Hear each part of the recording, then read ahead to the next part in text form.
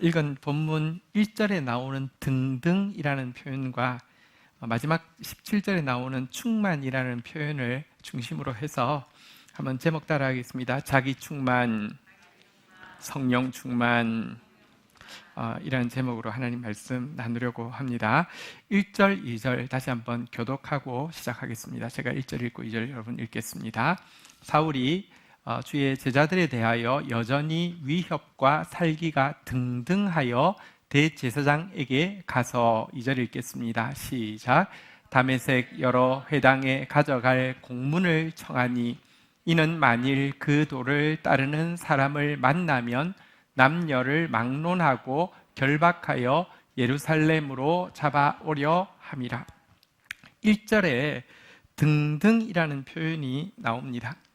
등등이란 말은 뭐냐고 하면, 여러분 그 주사기로 물을 빨아들일 때 주사기가 진공 상태에서 빨아들이면요 쫙 들어오고요 100% 물만 쫙 들어옵니다.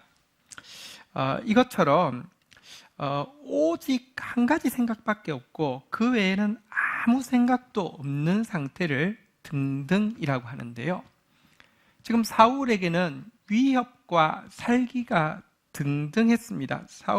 이 사울의 머릿속에는요 어떻게든지 예수 따르는 제자를 위협해서 일단 못 믿게 하려고 하고, 그 기회를 놓친다고 하면 죽여버려서 이 땅에 남겨서는 안 되겠다는 생각 하나밖에 없었다. 이게 이 위협과 살기가 등등하다라는 표현입니다. 여러분 사실 바울은 이 무지한 사람이 아닙니다. 율법에 굉장히 정통한 사람이었습니다. 게다가 바울은 경솔한 사람도 아닙니다. 심리적으로 바울 스타일을 우울담접질이라고 표현합니다. 우울담접질이라고 표현하는데요, 우울질이라는 것은 꼼꼼하게 생각하고 철저하게 분석하는 스타일을 우울질이라고 하고요, 담접질이라는 것은 꼼꼼하게 생각하고 분석했으면 그걸로 가만히 있지 않고 자기가 생각한 바가 이루어지게 일을 추진하는 스타일을 담즙질, 그러니까 리더들이 주로 담즙질이죠. 우울 담즙질입니다. 그런 성경의 지식에 기반해 보아서, 그리고 그의 스타일상 꼼꼼하게 제3, 제4 생각해봐도 자기 생각이 맞다는 것입니다. 저들은 굴복시켜야 되고 아니면 없애야 될 대상이지 남겨둬서는 안 되며, 이걸 자기 머리로만 생각하고 있어서는 안 되고 반드시 일을 벌여서 이루어야만 한다고 생각하는 등등한 상태에 있었습니다. 이것은 그가 스스로에 대해서 했던 간증에도 나타나는 바입니다. 사도행전 26장 9절에 보면 자신이 그때의 상태를 이렇게 묘사하고 있습니다. 읽겠습니다. 시작. 나도 나사렛 예수의 이름을 대적하여 많은 일을 행하여야 될 줄 스스로 생각하고, 한번 따라하겠습니다. 스스로 생각하고. 생각이 텅텅했습니다. 자기 생각으로 가득 차 있었습니다. 그리고 생각만 하는 것이 아니라, 한번 따라하겠습니다. 많은 일을 행하여야 될 줄. 생각한 거 그냥 머릿속에 가지고 있지 않고 해야 했습니다. 이것 때문에 그는 이미 예루살렘에서 여러 기독교인들을 고문해서 그들 중에 일부는 강제로 예수를 모독하는 발언을 이끌어내기도 했고요, 끝까지 말 안 듣는 사람은 재판을 통하여서 이렇게 그 처형 여부를 결정할 때 죽음에 대해서 찬성 투표를 하기도 했고요, 예루살렘에서만 이 일 하는 것으로 만족할 수 없어서 대제사장에게 가서 다메섹에 있는 기독교인들을 잡아올 수 있는 권한까지 받아서 지금 다메섹으로 가고 있었던 것입니다. 그런 그에게, 등등하게 자기 생각으로 가득 차 있던 그에게 하나님께서 일방적으로 찾아오셨습니다. 3절 오늘 본문으로 다시 돌아가겠습니다. 사도행전 9장 3절입니다. 사울이 길을 가다가 다메섹에 가까이 이르더니 호련히 하늘로부터 빛이 그를 둘러 비추는지라. 빛이 왔습니다. 호련히 왔다 그랬는데 어쨌든 일방적으로 왔습니다. 왜 일방적으로 왔다고 제가 단언하냐고 하면, 그는 지금 그에게 조금도 더 빛이 필요하다고 생각하지 않는 상태에 있기 때문입니다. 빛이라는 것은 우리가 그러잖아요. 뭐 좀 생각이 좀 막혀 있을 때, 빛이 보이는 것 같아. 이렇게 이야기하죠. 뭔가 인사이트를 얻을 때도, 빛이 비추는 것 같아. 이렇게 이야기하죠. 그런 더 이상의 인사이트가 필요한 사람이 아니었습니다. 그런 지금 자기가 이 길을 걸어가면서도 하나님께, 하나님 이게 가면서도 좀 찜찜한데 아니면 빛을 비추어 주십시오라는 마음이 1%라도 있었을까요? 전혀 없었습니다. 그는 지금 바른 길을 가고 있다는 확신이 있었고요. 그래서 그 걸음에 힘이 있었습니다. 그런 그에게 하나님이 일방적으로 빛을 비추어 준 것입니다. 그리고는 충격적인 음성도 들려주셨습니다. 4절은 같이 읽도록 하겠습니다. 읽겠습니다. 시작. 땅에 엎드러져 들음에 소리가 있어 이르되 사울아 사울아 내가 어찌하여 나를 박해하느냐 하시고, 빛이 비친 상태에서 한번 따라하겠습니다. 사울아 사울아. 우리 두 번 부르는 것은 되게 중요한 것이죠. 우리 자기 이름 넣어서 한번 부르도록 하겠습니다. 혹시 여러분은 지금 무언가 등등한 상태 아닙니까? 자기 생각에 대한 아무리 생각해도 이건 너무 분명하다고 붙잡고 있는 것은 없습니까? 한번 고백하겠습니다. 지연아 지연아 내가 어찌하여 나를 박해하느냐. 다메섹에서 사울을 찾아온 예수님께서 내가 어찌하여 나를 박해하느냐 하실 때에 그의 음성의 뉘앙스는 어떠했을까요? 예수님 화가 많이 나신 상태로 그에게 말씀하셨을까요? 사울아 사울아 네가 어찌하여 나를 박해하느냐. 네가 감히 나를 박해해? 네가 내 성도들을 그렇게 많이 죽였어? 그러고도 무사할 줄로 생각했어? 이런 뉘앙스로 찾아오셨을까요? 여러분은 혹시 인터넷상에서 누군가 나를 잘 알지도 못하는 사람이 나에게 막 스토커처럼 찾아와가지고 계속 욕하고 비방하고 증오의 표현을 하고 있는데 그를 현실에서 만나게 되었다고 하면 무엇이라고 말을 꺼내겠습니까? 하나님이신 예수 그리스도를 향해서 알지도 못하고 박해하고 있는 그에게, 그러나 예수님의 뉘앙스는요, 병행 본문에 보면 이와 같은 분노의 표현은 아니었습니다. 사도행전 26장 14절에 보니까 이 부분을 전체로 이렇게 소개하고 있습니다. 우리가 다 땅에 엎드러지며 내가 소리를 들으니 히브리 말로 이르되 사울아 사울아 내가 어찌하여 나를 박해하느냐. 가시채를 뒷발길질하기가 내게 고생이라. 예수님의 뉘앙스는요, 사울아 사울아 왜 그러니? 여러분, 소가 고집이 세서 말을 안 듣고 앞으로 가야 될 때 안 가고 뒷발길질하지 못하게 하기 위해서 이 발 뒤쪽에 가시채를 해놨는데 뒷발길질하면 다 찢어질 것 아닙니까? 너 왜 그렇게 하니? 난 네가 나를 괴롭혀서 내가 잠을 못 자겠다 힘들다가 아니라 너 왜 스스로를 그렇게 자해하고 학대하고 있니? 라고 하시면서 마치 잘못된 길을 가는 아들을 바라보는 어머니의 마음으로 연민에 가득 차서 이와 같이 말씀하셨다는 것입니다. 이 말씀 앞에서 사울은 일생일대의 가장 중요한 질문을 하나님께 예수님께 던지고 있습니다. 사도행전 9장 5절입니다. 같이 한번 읽도록 하겠습니다. 읽겠습니다. 시작. 대답하되 주여 누구시니까?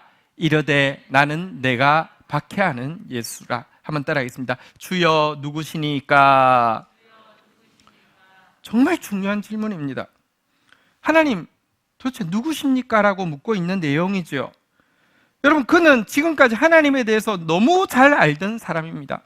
하나님에 대한 그의 생각에 한치도 오차가 있을 수 없다고 생각한 사람입니다. 하나님을 위해 걸어가고 있는 그의 걸음이야말로 가장 정당하고 바르다고 확신하던 사람입니다. 그런 그가 하나님 누구세요? 라고 묻는 것은요, 지금까지 자기 생각에 대한 확신이 와르르르 무너지고 있는 것입니다. 자기가 어쩌면 지금까지 하나님을 전혀 모르고 있었다는 사실을 고백하고 있는 내용입니다. 이 질문이 굉장히 중요합니다. 우리가 자기 생각이 등등할 때, 자기로 충만할 때는요, 자기만큼 하나님에 대해서 잘 아는 사람이 없습니다. 빛도 더 필요하지 않고요. 주여 누구시니까 질문은 전혀 나올 수 없는 상태에 있습니다. 그렇지 않습니다. 가장 중요한 질문입니다. 매번 되물어야 되는 질문입니다. 다시 한번 고백하겠습니다. 주여 누구시니까? 여기에 대해서 예수님은 나는 내가 박해하는 예수다라고 대답해 주셨습니다.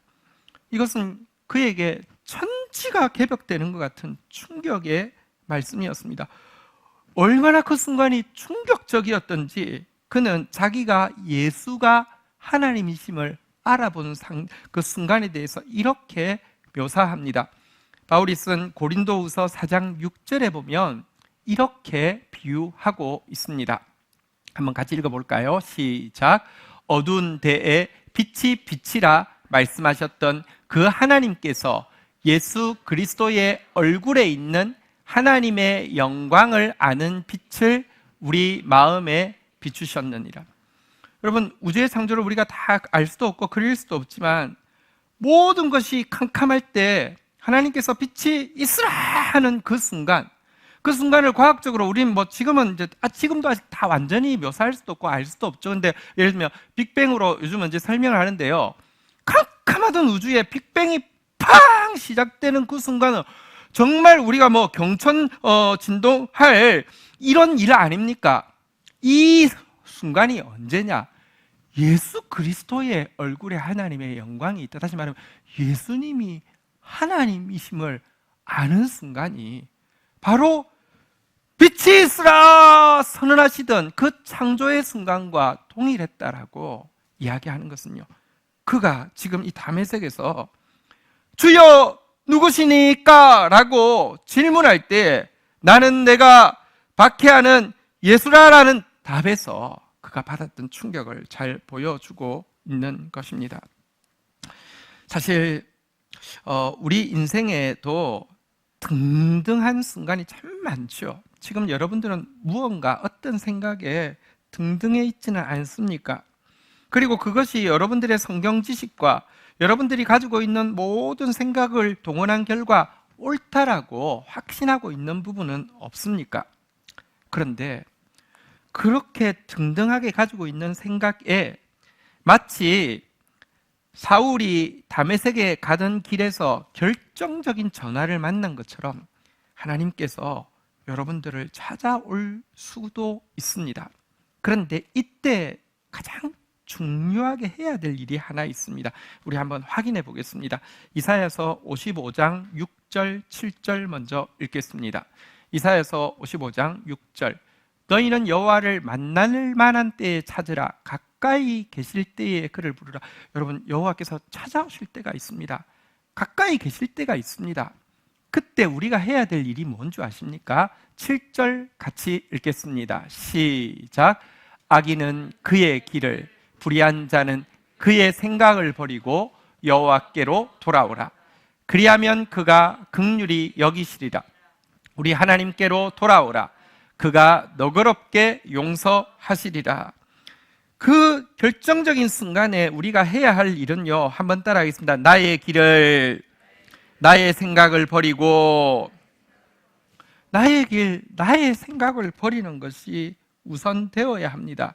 다윗의 표현으로 생각하면 너무 잘 알던 하나님에서 하나님을 하나도 모른다고 고백하면서 주여 니시니까 라고 하는 이 고백이 나와야 한다는 것입니다. 하나님에 대해서 가지고 있는 내 생각과 하나님을 위한다고 걷고 있는 내 걸음을 내려놓고 여호와 앞에 다시 서는 것, 이것이 우리 인생의 주의 긍휼을, 우리의 인생의 주의 너그러운 용서를 경험하기 위해서 중요하다는 것입니다. 왠 줄 아십니까? 8절 9절 이어지는 55장 8절 9절 한번 보도록 하겠습니다. 8절 제가 읽고 9절 여러분이 읽습니다. 이는 내 생각이 너희 생각과 다르며 내 길은 너희 길과 다름이라. 여호와의 말씀이니라. 9절 같이 한번 읽도록 하겠습니다. 읽겠습니다. 시작. 이는 하늘이 땅보다 높음같이 내 길은 너희 길보다 높으며 내 생각은 너희 생각보다 높음이니라.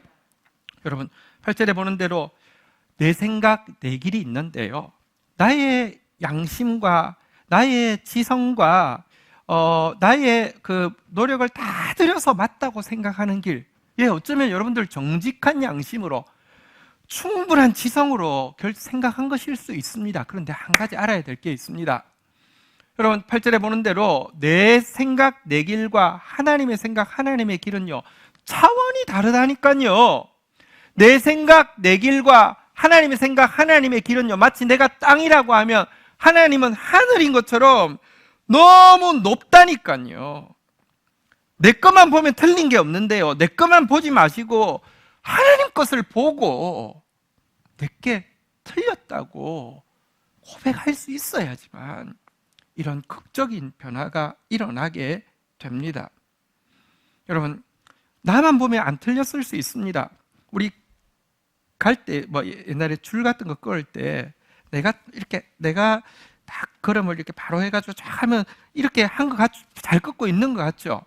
근데 위에서 보면요 삐뚤삐뚤 할 수 있으면 길면 길수록 삐뚤삐뚤 할 겁니다. 나는 지금 내 순간에 제일 정확하게 긋고 있다고 생각해도요, 나만 내 생각에만 빠져 있지 마시고요, 훨씬 더 차원이 다르고 훨씬 더 높은 하나님의 길과 하나님의 생각 앞에서 내 생각과 내 길을 내려놓는 것이 필요합니다. 내 생각, 내 길을 등등하게 붙잡고 가고 있는 신자들이 참 많은데요, 자각할 수 있는 증상이 있습니다. 내 생각, 내 길로 가고 있는 사람에게는요 분명한 증상이 있습니다. 영혼에 즐거움은 없습니다. 영혼에 평안도 없습니다. 내가 이게 맞다고 주장하고 있고 내가 이 길을 가야 된다고 고집하고 있음에도 불구하고 내 속에 영혼의 즐거움이 없고 영혼의 평안함이 없다고 하면 무언가 오류가 있음을 감지하고요, 내 생각, 내 길을 겸손히 더 높고 더 차원이 다른 하나님 앞에 내려놓고 한 번만 더 따라하겠습니다. 주여 누구시니까? 하나님께 묻고 하나님의 답을 들을 수 있어야 합니다. 주여 누구시니까? 라는 질문 앞에서 나는 내가 박해하는 예수라라는 이 말씀을 들은 바울은 변화가 일어나게 됩니다. 그에게 일어난 첫 번째 변화는 6절이 잘 보여주고 있습니다. 오늘 본문으로 다시 돌아가겠습니다. 사도행전 9장 6절입니다. 너는 일어나 시내로 들어가라. 내가 행할 것을 내게 이를 자가 있느니라. 한번 따라하겠습니다. 내게 이를 자가 있느니라. 그에게 하나님의 길과 하나님의 생각을 받아들이자 일어난 첫 번째 변화는 지체가 필요하다는 사실을 받아들인 것입니다. 여러분, 바울은 지금까지 그 독자적으로 하는 사람입니다. 대제사장에게 갈 때 혼자 갔습니다. 다메섹으로 갈 때 자기가 주도해서 갔습니다. 그는 스스로 혼자 생각하고 혼자 결정하고 혼자 가는 사람이었습니다. 그런데 그런 그가 하나님의 길, 하나님의 생각을 받아들이게 하고 나서는 하나님 이렇게 말씀하지 않았습니다. 바울아, 너는 다른 사람보다는 똑똑하고 너 스타일도 자립적이니까 이제 네가 지금까지 했던 일이 나를 박해하는 일이었으니 이제 앞으로 너가 어떻게 해야 될지 스스로 생각해보고 결자해제하는 행동을 네가 해라. 내가 지켜볼게. 라고 이야기하지 않았습니다. 그에게 갈 곳도 알려주실 뿐만 아니라 가서 한 지체를 보낼 것이고 그 지체가 무언가를 할 것이라고만 알려주셨지 그 이상은 알려주지 않았습니다. 그 전까지는 지체가 필요하지 않았습니다. 그 전까지는 공동체를 필요로 하는 사람이 아니었습니다. 그러나 그 잘난 바울이 하나님의 길, 하나님의 생각을 받아들이고 나자 지체 없이는, 공동체 없이는 아무것도 한 걸음도 더 나아갈 수 없는 사람으로 변화되게 되었습니다. 우리 옆에 있는 지체들에게 이렇게 한번 고백하겠습니다. 나에게는 당신이 필요합니다. 여러분, 설교란 무엇일까요? 어떤 설교가 좋은 설교일까요? 성경 내용을 일단 성경 지식이 깊어야 하고요. 이 성경의 내용과 가장 적절한 좋은 예화가 있고요. 게다가 오랜 경험을 통하여서 전달하는 스킬이 있잖아요. 쥐락펴락하면서 밀당을 하면서 쫙 잘 전달하는 이런 것이 이 세 가지가 갖추어져 있는 상태에서 어디 가든지 항상 좋은 반응이 나온다고 하면, 이 교회든지 저 교회든지 가서 항상 동일한 반응이 나온다고 하면 그는 지금 말장이지 하나님께서 그를 통하여서 말씀하신 것은 아닐 확률이 100%입니다. 왜냐고 하면 설교를 하면 할수록 깨닫게 되는 건 무엇이냐고 하면, 설교란 설교자가 자기 준비를 가지고 지체 이 교회 앞에서 이렇게 이끌어가는 것이 아닙니다. 설교란 공동체에 하나님께서 들려주시고 싶은 말씀이 있어서 설교자를 도구로 사용하여서 쓰실 뿐입니다. 그래서 설교의 결과를 좌지우지하는 것은 회중이지 설교자가 아닙니다.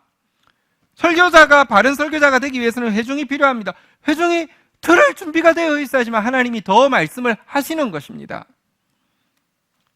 바울은 이제 혼자로서는 아무 걸음도 더 이상 걸을 수 없는 사람으로 하나님께서 바꾸어 주셨습니다. 두 번째 그에게 일어난 변화는요, 기도하는 사람으로 변화되었다는 것입니다. 사도행전 9장 11절 조금 넘어가서 한번 볼까요? 사도행전 9장 11절입니다. 같이 한번 읽도록 하겠습니다. 시작. 주께서 이러시되 일어나 직가라 하는 거리로 가서 유다의 집에서 다소 사람 사울이라 하는 사람을 찾으라. 그가 기도하는 중이라. 하나님께서 사울에게는 누군가 너에게 네가 할 일을 이를 자가 있을 것이라 해놓고 나서는 하나님께서 그 이를 자인 아나니아를 찾아가서 말씀했습니다. 너는 지금 일어나서 직가라고 하는 거리로 가라. 그리고 유다 사람 집에 지금 다소 사람 사울이 있는데 그 사람 찾아가라 라고 이야기합니다. 그러면서 하나님께서 말씀하셨습니다. 한번 따라하겠습니다. 그가 기도하는 중이니라. 제가 단언합니다. 과거 그는 성경 지식이 있었습니다. 과거 그도 기도하는 습관이 있었습니다. 그러나 그는 그때의 기도는 하나님 앞에서 그가 기도하는 중이라고 인정받을 수 있는 기도 아니었습니다.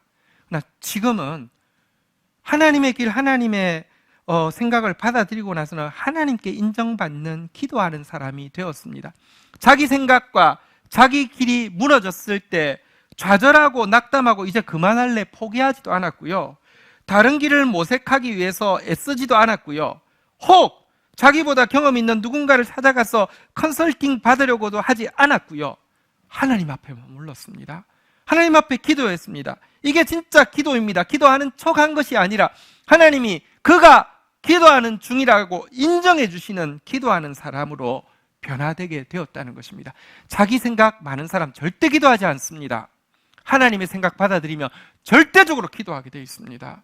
부탁합니다. 제가 또 여러분이 하나님으로부터 한번 따라하겠습니다. 그가 기도하는 중이라. 이런 인정받을 수 있는 사람 되기를 주의 이름으로 축복합니다. 기도하자 하나님이 한 걸음 더 알려주셨습니다.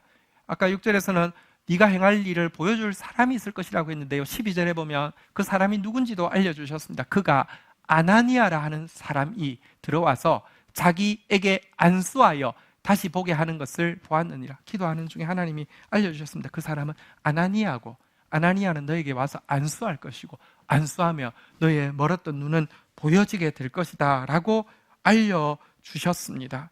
한 걸음 한 걸음 기도를 통하여서 이제 인도함 받는 사람 되었고, 한 걸음 한 걸음 지체를 통하여서 인도함 받는 사람이 되었다는 것입니다. 물론 이 직가로 찾아가라는 이 말씀 앞에서 아나니아도 자기 생각이 있었기 때문에 갈등했었습니다. 아나니아도 여러 사람들을 통해서 사울이라는 사람에 대해서 정보를 접했고요. 결코 지나치거나 치우치지 않는 나름의 생각을 가지고 판단한 판단도 있습니다. 그래서 하나님 앞에 이렇게 고백했지요. 13절 14절 보면 그가 하나님 앞에 이렇게 아뢰고 있습니다. 아나니아가 대답하되 주여 이 사람에 대하여 내가 여러 사람들에게 듣사온즉 그가 예루살렘에서 주의 성도에게 적지 않은 해를 끼쳤다 하더니. 14절 읽겠습니다. 시작. 여기서도 주의 이름을 부르는 모든 사람을 결박할 권한을 대제사장들에게서 받았나이다 하거늘.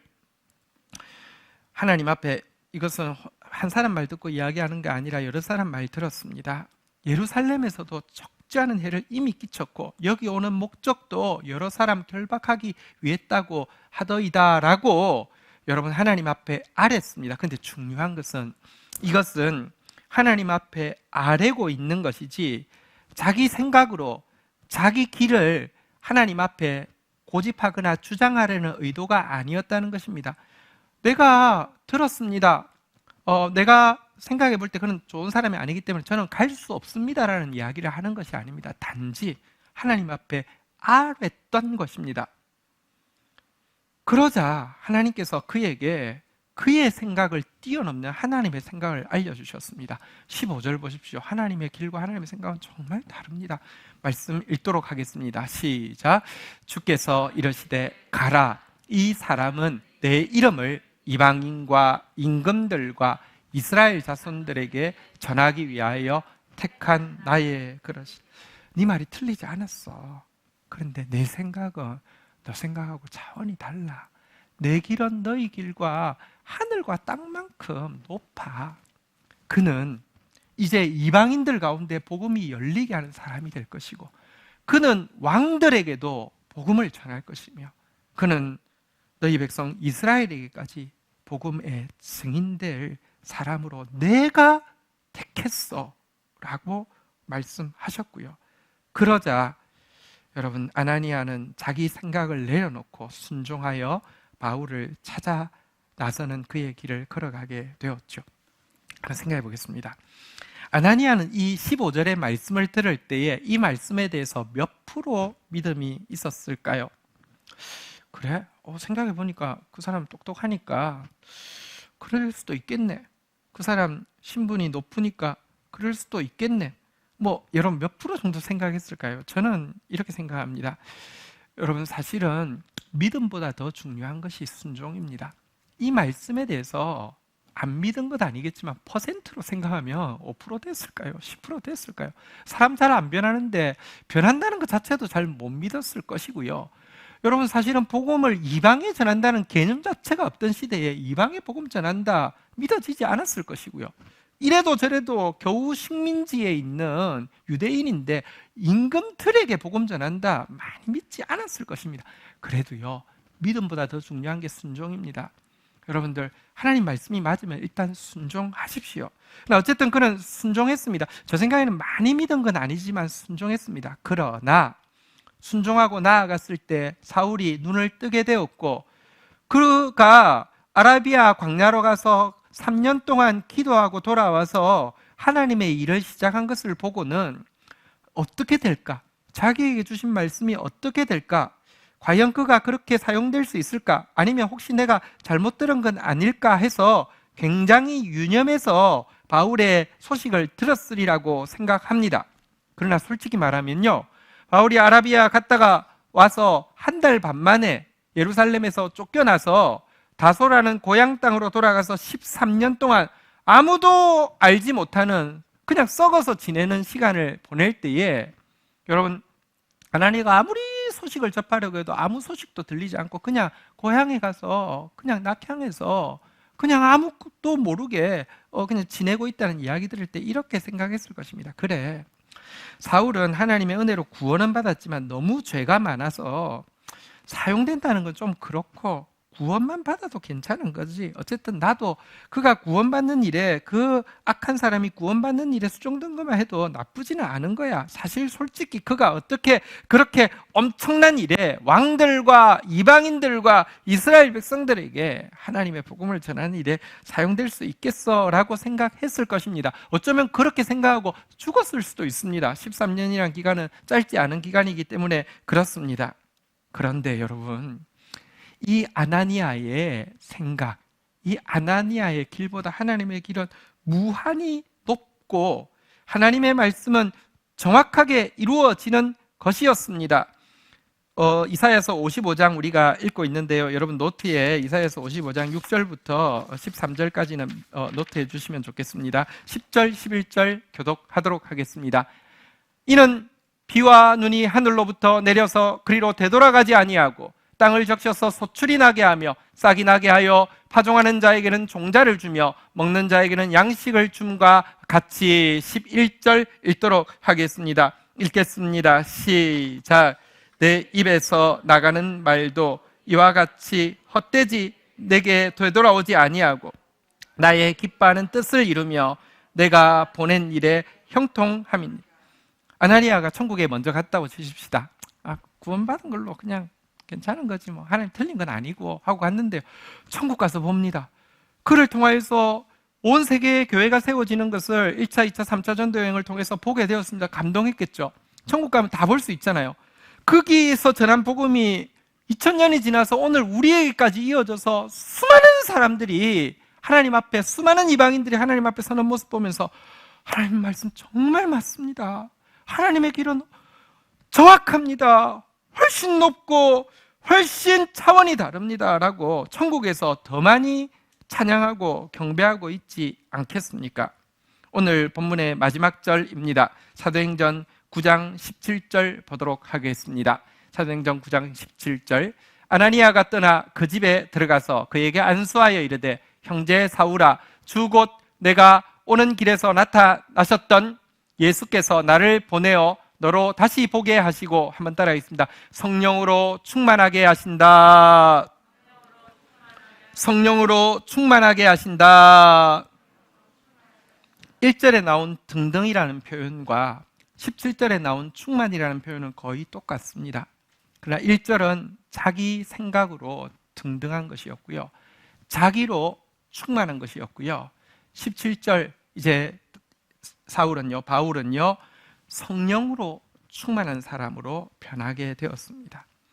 자기로 충만한 것과 성령으로 충만한 사람의 길은 어떻게 다를까요? 우리 이사야서 아까 15장 11절까지 읽었는데요, 12절 한번 보십시오. 성령으로 충만하여 걸어가는 길은 어떻게 될까요? 읽겠습니다. 시작. 너희는 기쁨으로 나아가며 평안히 인도함을 받을 것이요 산들과 언덕들이 너희 앞에서 노래를 바라고 들의 모든 나무가 손뼉을 칠 것입니다. 바울은 자기 생각, 자기 길을 걸어가고 있을 때 평안함도 기쁨도 없었는데요, 이제 성령 충만하여서 걸어갈 때는요 기쁨으로 나아가며 평안함으로 인도함 받는 새로운 삶을 시작할 수 있었습니다. 바울이 하나님의 일을 한다고 해서 항상 일이 좋은 결과가 나왔다거나 상황이 좋았다는 것은 아닙니다. 날 때부터 로마인인 그가 이유 없이 매를 맞았습니다. 이럴 경우에는 매를 때린 사람이 사형을 당할 수도 있습니다. 날 때부터 로마인은 너무 희귀했기 때문입니다. 그런 그가 매를 맞아서 혼절한 것 같습니다. 혼절했다가 정신이 돌아왔습니다. 돌아오자마자 나 로마 사람이야, 책임자 불러와 하지 않았습니다. 처음 한 것이 찬양한 것입니다. 하나님의 길을 걷고 있으면 기쁨이 그를 주장합니다. 하나님의 길에는 평안한 인도가 있습니다. 내가 생각하고 내가 결정하고 내가 진행하면 내가 책임져야 하지만 그러면 언제나 불안합니다. 그러나 하나님이 말씀하시고 하나님이 인도하실 때 하나님께 순종하고 나아가면 언제나 평안이 있습니다. 한번 따라하겠습니다. 기쁨으로 나아가며 평안히 인도함을 받을 것이요. 13절에 보면요, 그리고 그렇게 나아간 길에는 반드시 열매가 있고 영광이 하나님께 돌아가게 됩니다. 13절 마지막 절입니다. 읽도록 하겠습니다. 시작. 잣나무는 가시나무를 대신하여 나며 화석류는 찔레를 대신하여 날 것이라. 이것이 여호와의 기념이 되며 영영한 표징이 되어 끊어지지 아니하리라. 이전까지는 가시나무였습니다. 이전까지는 찔레였습니다. 그런데 이제는 잣나무로 변하게 됩니다. 성령 충만한 사람은 화석류로 변하게 됩니다. 전혀 다른 열매를 맺게 된다는 것입니다. 그리고 그 열매로 말미암아 여호와의 기념이 되고 여호와의 영영한 표징이 될 것이다 라고 이야기합니다. 바울은 과거는 정말 가시나무고 찔레였죠. 주위에 가면 다 죽습니다. 그러나 이제는 잣나무처럼 화석류처럼 아름다운 열매, 아름다운 향기를 내는 사람이 되었고요. 그를 보는 모든 사람들이 하나님 정말 대단하신 분이시오, 어떻게 저런 꼴통을 통해서 영광을 받으실 수 있나라고 영원히 그분을 찬양하게 될 것입니다. 제가 아침에 뭘 한 개 캐왔습니다. 우리 GT 사무실에서 캐왔습니다. 이건 뭐냐고 하면 작년에 어디 우리 그 정원을 꾸미는 건 아니고 아무거나 있는 대로 심는데요. 작년에 어디서 길가에서 이게 도로변인가 깻잎이 있어서, 도로변에 깻잎이 있으면 불쌍하잖아요. 그래서 캐와서 우리 밭에 한 개를 심어놨는데요. 걔가 폭발해가지고요. 지금 밭이 다 깻잎밭으로 다 변했습니다. 깻잎. 근데 너무 신기한 일이 있습니다. 그 옆에 얘가 있는데요. 우리 집에 난 잡초 중에서 이 잡초는 처음 난 것입니다. 한 번도 안 난 잡초인데 깻잎이 나니까 깻잎하고 똑같이 생긴 잡초가 났어요. 여러분 제가 한번 보세요. 이런 거의 비슷하게 생겼죠, 그죠? 표시 안 나죠? 잡초는 신기합니다. 꼭 심어 놓으면요, 꼭 그렇게 생긴 잡초가 없던 것도 생깁니다. 한번 표시가 나게 해볼게요. 자, 어떤 거에 쌈 싸 먹으면 되겠습니까? 표시 안 나죠, 그죠? 똑같아 보입니다. 근데요, 차이는 너무 큽니다. 여기 자세히 보면 여기 열매도 지금 다 달리고 있습니다. 얘가 지금 열매가 지금 이 잡초에 열매도 달리고 있습니다. 얘는 열매가 뭐가 나옵니까? 여러분 들깨 기름이 참기름보다 들기름이 약간, 그죠? 비빔밥 같은 거 할 때도 하면 좀 세련되잖아요, 그죠? 근데요, 이거 제가 검색은 못 해봤지만 잘 모르지만 어쨌든 이 잡초 이거는 먹으면 탈날 것입니다. 분명히 탈날 것입니다. 근데 정말 비슷하지 않나요? 자기 생각으로 등등 해도요, 기독교인들은요, 자기 생각에다가 하나님 이름도 넣고 하나님 명분도 넣기 때문에 구별 잘 안 됩니다. 바울이 만약에 자기의 일신을 위해서 남을 이렇게 위협하고 죽이려고 했으면 그렇게 당당하지 못했을 것입니다. 하나님 위한다고 하니까 너무 당당할 수 있었던 것입니다. 그렇지만 기쁨도 없죠, 평안도 없죠, 열매도 없죠. 그러나 자기 충만이 아니라 성령 충만하자. 점심을 같이 먹었으면 좀 싸서 먹으면 맛있는데요. 들깨는 우리나라만 먹는 우리나라 사람만 먹는 거라고 합니다. 네, 맛있잖아요, 그죠? 네. 들깨 들어간 김밥 사 드시기 바랍니다. 네. 열매가 있고 기쁨이 있고 또 평안이 있는 전혀 다른 길을 걸어가게 됩니다. 우리 자기 충만이 아니라 성령 충만한 길을 걸어가는 저와 여러분 되셔서 기쁨으로 나아가고 평안으로 인도받다가 아름다운 열매를 맺고 하나님께 영광 돌리는 저와 여러분 되기를 주의 이름으로 축복합니다. 자리에서 일어서시겠습니다. 우리 함께 같이 찬양하며 나가도록 하겠습니다. 빈들의 마른 풀같이 이 찬양 좀 고백하겠는데요. 비가 오면 뭐가 좋은 줄 아십니까? 우리가 성령의 은혜를 쏟아 부어달라고 기도하는데 성령의 은혜를 왜 받아야 되는 줄 아십니까? 한번 따라하겠습니다. 잡초 뽑으려고. 비 오면 좋은 것은 잡초 뽑는 것입니다. 제 고흥에 비가 많이 왔을 때 우리 공 잔디밭에 억새풀이 있는데 억새풀은 호미로 캐도 잘 안 파집니다. 정말 뿌리가 깊습니다. 근데 지난번에 한 200mm 오고 나서 갔는데요, 억새풀을 찾고 하니까 그냥 뽑히더라고요. 왜 성령의 은혜 달라고 하는데 뭘 더 달라는 게 아닙니다. 잡초 뽑으려고 하는 것입니다. 자기 생각 뽑고 예수 생각, 성령 충만 들어가는 시간 되기를 바랍니다. 함께 찬양하겠습니다.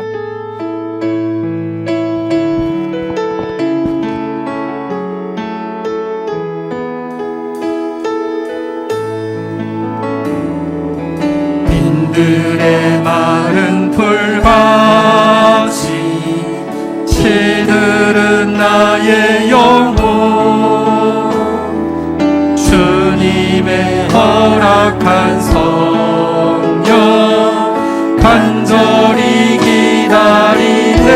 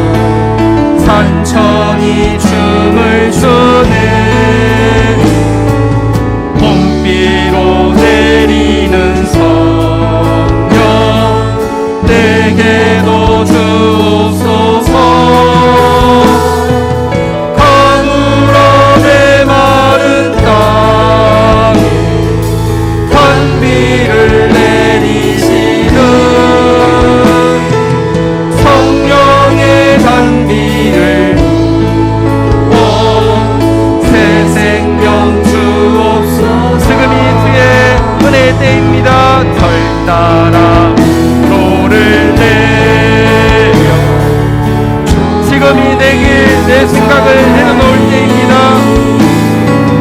갈급한 내 심령 위에 성령을 부소서. 거물어 메마른 땅에 단비를 내리시는 성령의 단비를 부어 새 생명 주옵소서. 참되신 사랑의 언약, 참되신 사랑의 언약 누릴 수 있사오랴. 오늘의 흡족한 은혜 주실 줄 믿습니다. 가물어 메마른 땅에 단비를 내리시는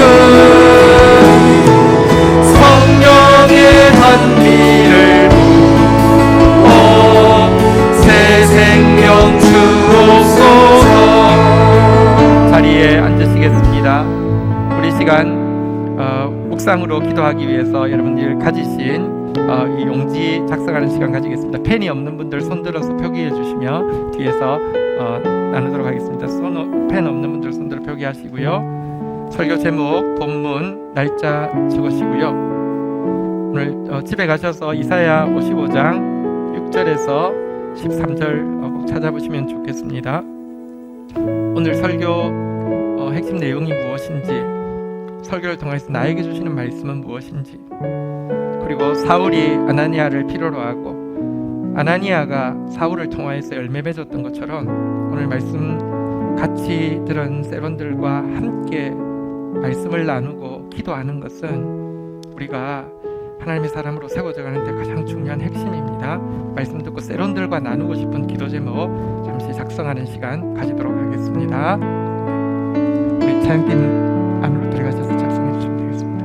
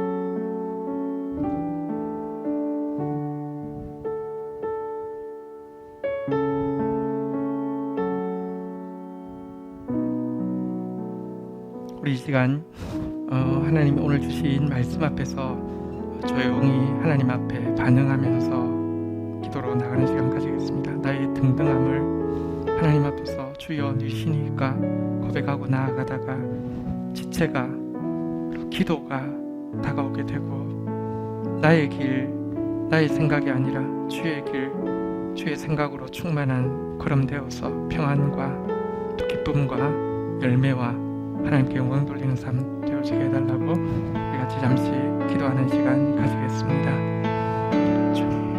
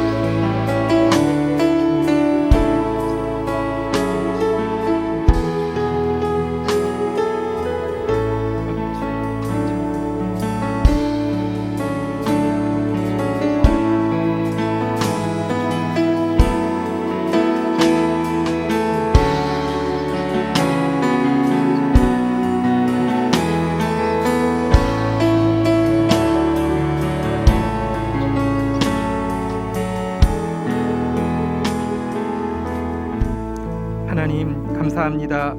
자기 생각, 자기 길에 등등해서 가고 있던 사울을 내버려 두지 아니하시고 은혜로 간섭하여 주신 주님, 또한 우리를 은혜로 지금까지도 간섭하여 주셨고 이 자리에서도 간섭하고 계심을 인하여서 감사합니다. 하나님 앞에서 내가 고집하고 내가 가득한 나의 생각, 나의 길을 내려놓을 수 있게 하여 주시고, 주여 니시니까 고백할 수 있는 하나님 변화가 일어나게 하여 주시옵소서. 하나님, 차원이 다르게 높고 크신, 그리고 반드시 이루어질 주의 생각, 주의 길을 받아들이게 하여 주셔서 하나님 참 평안 가운데 인도함 받고 참 기쁨 가운데 나아가며 아름다운 열매 맺으며 하나님께 영광 돌리는 저희들의 삶이 되어지게 하여 주옵소서. 이전에 자기로 충만한 사울에서 이후에 성령으로 충만한 바울로의 변화가 저와 또 우리 사랑하는 온 성도들 가운데 있게 하여 주옵소서. 예수 그리스도의 이름으로 기도 올립니다. 아멘. 광고 말씀 드리겠습니다. 우리 이 소모임이 계속 금지되어 있고 또 모든 예배 1m 거리두기를 지금 이제 잘 하고 있는데, 우리 이제 영유치부, 유초등부, 청소년부도 지금 1m 의자 다 거리 두어서 지금 이제 앉고 잘 하고 있습니다. 기도해 주셔서 빨리 코로나도 종식되고 뿐만 아니라 교회 소모임 금지도 풀려서 우리 다 더 뜨거운 마음으로 하나님 말씀 함께 나눌 수 있기를 기도해 주시기를 바라고요. 그 기간 동안에는 그러나 또 우리 하나님을 향한 사랑과 지체를 향한 기대가 있으면 이 제한을 넘어설 수 있습니다. 일단 줌으로 하기로 했으니까 생각보다 어렵지는 않습니다. 우리 서회장님들 같이 지금 줌으로 잘 진행하고 있는데 우리 세론들과도 이것이 진행될 수 있도록 함께 해주시면 좋겠습니다. 지난주에 이번 주 중에 있는 삼계탕 배달봉사 광고했는데 넘치도록 헌금해 주셔서 감사하고요. 우리 그 중에 50만 원 이제 실제 그 동사무소 이제 비용은 전달했고 이번 주 중에 이제 반찬 만들어서 봉사하게 됩니다. 넘치는 액수는 다음번 긍휼 사역을 위해서 사용하도록 하겠습니다. 그리고 미얀마에서 사역하고 있는 안수혜 선교사님 그림 전시회가 8월 초순에 이제 열리게 될 계획입니다. 판매 수익금은 미얀마 고아 아이들과 또 교회를 위해서 사용되어지는데요. 또 기대해 주시고 또 함께 해주시면 좋겠습니다. 자리에서 일어서시겠습니다. 축도하겠습니다. 여호와는 내게 복을 주시며 너를 지키시기를 원하고 여호와는 그 얼굴을 내게 비추사 은혜 주시기를 원하며 여호와는 그 얼굴을 내게로 향하여 드사 평강 주시기를 원하노라. 주 예수 그리스도의 은혜와 아버지 하나님의 사랑과 성령의 교통하심이 너희 무리와 함께 계실지어다. 아멘. 네, 축복합니다.